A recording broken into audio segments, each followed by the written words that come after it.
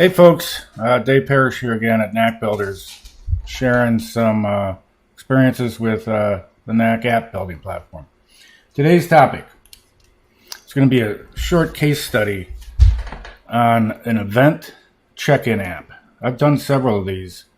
They work really well and they're really quite simple. I'll show you real quick. Here's an interface when people are coming to an event. They find themselves and then check in, and then it grabs information about them. I'll get into that, but I'll be right back and take you through how this works and how it's built. Thanks.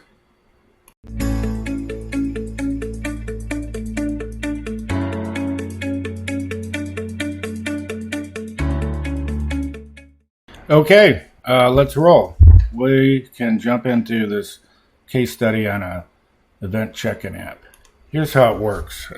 In this particular case, people come to this event. This is a state-funded nonprofit that does safety training for the citizens of that state, and they put on a number of events. They need to track who's there, and they have to also track some demographics of the people for reporting to the state. When they're there, there's a check-in person. But typically the person who's checking in is handed a iPad or tablet, and then they search for themselves either by email or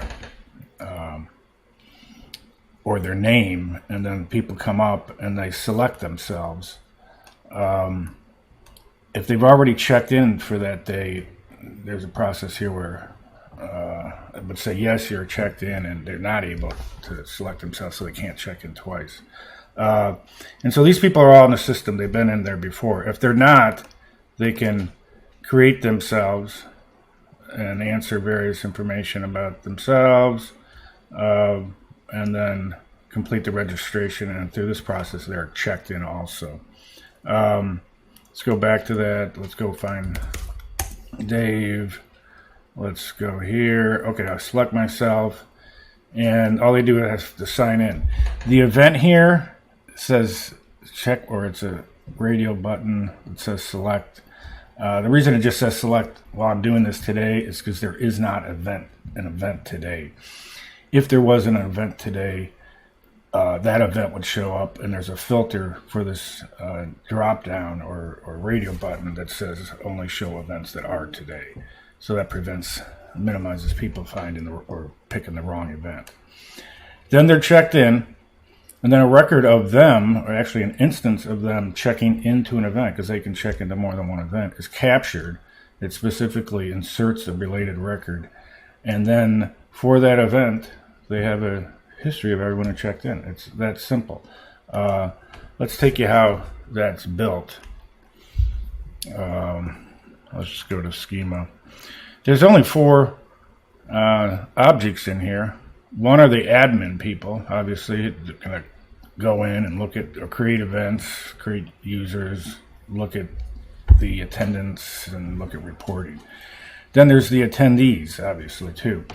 That can be, initially they were imported existing ones, and then new ones can be created by an admin or can be self-created at the check-in at the event itself. And then the data structure is just this. We have event, obviously. That's going to be a parent record.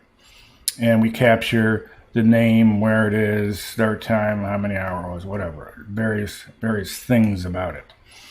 And then a child record to that is an instance of an attendee attending an event. So it's just, this is captured every time. It looks at the event, the person checks in, and then information about them is grabbed from the attendee record, their current age, all their demographics, a number of different things. But that's how that works. And then in terms of how it's built, let's just go to the event check-in. That's just rich text up top, and then this is a search function. One of these, search. And it's a search that is and all we have is name and email. Then it will result in this, and we have it result in a table, not a list. Let's see how that works. Input. And then it just shows some basic stuff. And then here's what happens when they go find themselves. Let's have this call up. There's a detail thing, which is the attendee, and they do have the opportunity to edit themselves, and maybe their email changed or something. And then all we have is the event, and that's all they need to. They don't even actually have to select it, but it will only show events. All right, here's the filter. Event date is today, so it's going to be pre-selected, and they just have to sign in. And when they sign in, here's how this works. Let's go back to that. We have rules. So record rules. First record rule is going to look at that attendee. That's what this is. And say they're checked in. That prevents them from checking in again. And then it's going to create a related record. Insert a connected record into this attendance line item, which is the instance of them attending someplace. And it grabs all their specific stuff. The event, obviously, age, race, all the demographic stuff. So that's captured in another record. And in this case, by the way, in this particular one, there's a rule in the state that they can't have a name attached to any demographic information when any of the reporting. It's a privacy issue. So we do not capture their name, and it's not available to see in any of the reporting. And let's go to that. Here's the admin side. Here's a bunch of events, and it counts the attendance and other stuff, but they can create a new event, date, blah, blah, blah, blah. And then it's there. They can look at an event and see people that attended, but it doesn't have demographics with it. Or they can just look at the demographics of it. Let's go to this one. Just to show demographics, but not attached to any names. And then sort of finish up here. Then we have various reporting. So don't worry about some of these. Let's look at this one. So they can look at each event. Here's an event, and then see all the people that showed up, and it gives some summary information.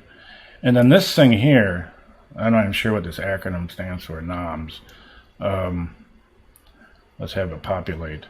What this does is give them the ability to look at certain dates and capture these information, demographic information, and then they have to report this to the state on some periodic basis, maybe quarterly. And this, before they were, it was very difficult. Spreadsheets, counting up calculations, was this right, that type of thing. Here they just have it. They select the range that they want. They have the information. They actually can copy it, and they make some other reports with this. I don't know that they use this particular thing for it, but this is the source of the accurate data. That's pretty much it. It's a pretty simple app, a very simple app, but it's very useful. And in fact, I said I think I've done 4 of these. I did the first one, and then they told someone else in another agency in the same state, and they said, oh, I want one of that too, and then all of a sudden I did 4 of these. That's the deal. I hope that was helpful. Thanks.